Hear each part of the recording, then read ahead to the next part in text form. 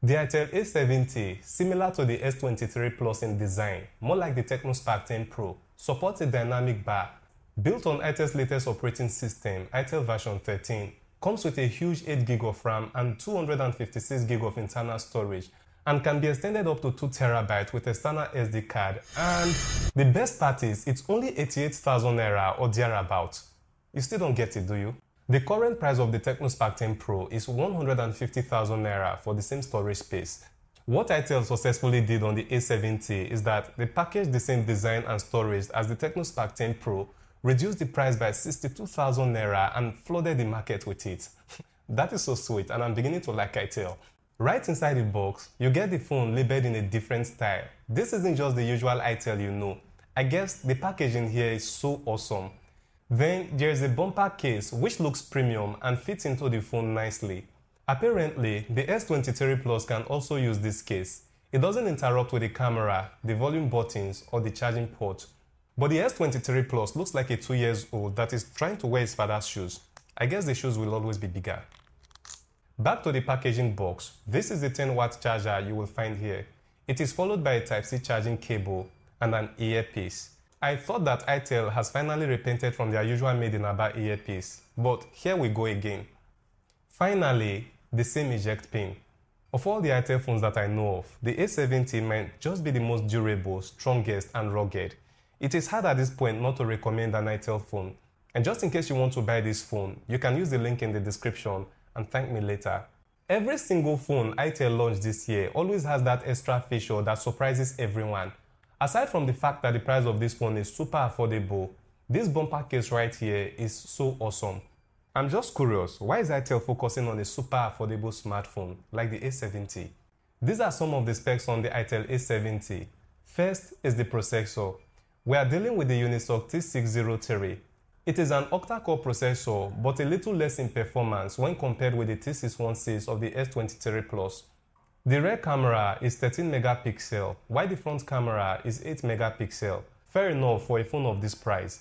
88,000 naira does not have much value outside of Nigeria. There are 3 variants of different storage capacities available. It also comes in 4 different colors: gold, black, blue, and green. It has a 5000 mAh battery, built with Type-C charging port and a 10-watt charging capacity. Finally, it is built on Android 13 Go edition, so you have the two-way swipe down.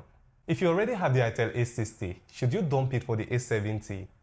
For many reasons, my answer is yes, especially if you have the extra money to do so. The first reason why you may want to consider the A70 is the design. This is the Itel A60. Compared with the A70, I dare say that the design of the A60 is horrible. A70 has a full matte finish design at the rear with an amazing, awesome imprint. The design of the camera module here has become too popular, but should we really complain about this? Remember the price of the phone. Still on the design, A70 comes with a side fingerprint scanner, a SIM tray that supports 2 SIM cards and an SD card, and comes with a Type-C charging port. The Itel A60 also have some other downsides, like the display that sometimes hardly responds to touch and the less performing processor. So who will have the opportunity to upgrade from the A60 to the A70 and let it pass? It can never be me. It can't. And if you have not already subscribed to my channel, I still don't know what you are waiting for when you have nothing to lose if you touch that subscribe button. So please subscribe to this channel, touch that like button to like the video, and also share it as well. Now, let's test the quality of the camera. A 13 megapixel sensor for the main camera is fair.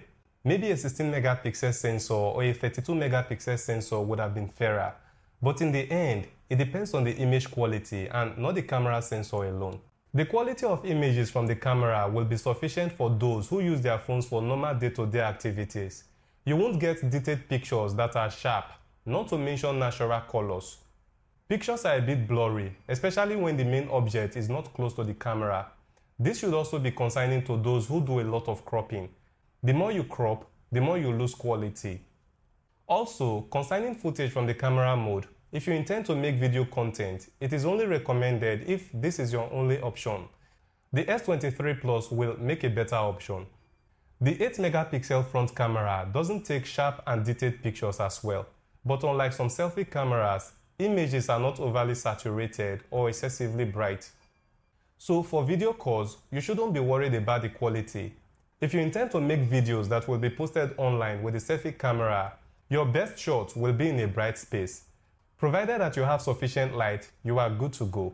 But still, this is for those who are starting up on low budget.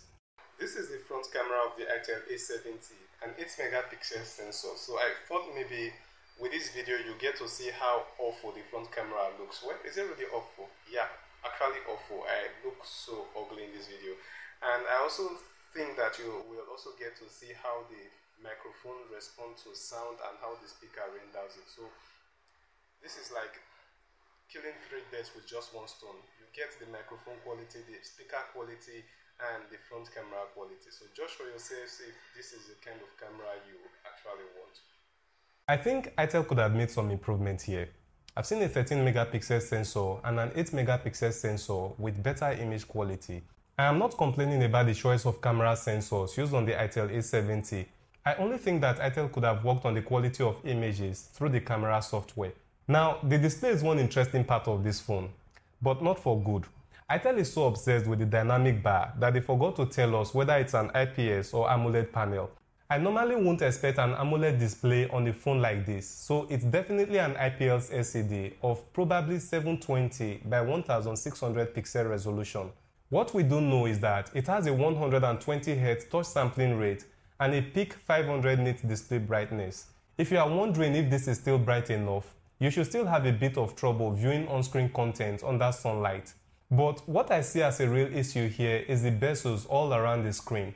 Since the S23 Plus is almost without bezels, one would expect a very tiny bezel on the A70 as well. But the bezels is a bit noticeable. The display does not respond fast as one would expect, but scrolling is fast. It also supports the 3 option navigation and gesture navigation. In terms of performance, the T606 processor here is relatively new to us. There are very little details about this processor as of this time, but I am not worried. Remember the Unisoc T616 processor of the Itel S23 Plus? It got most of us worried, and we thought that with time it is going to crash. I don't think that any one of us here has heard of any Itel S23 Plus crashing or having any issue, so I'm beginning to trust the Unisoc processor. Come to think of it, even though the display has that little delay in response, the phone does not overheat or lag.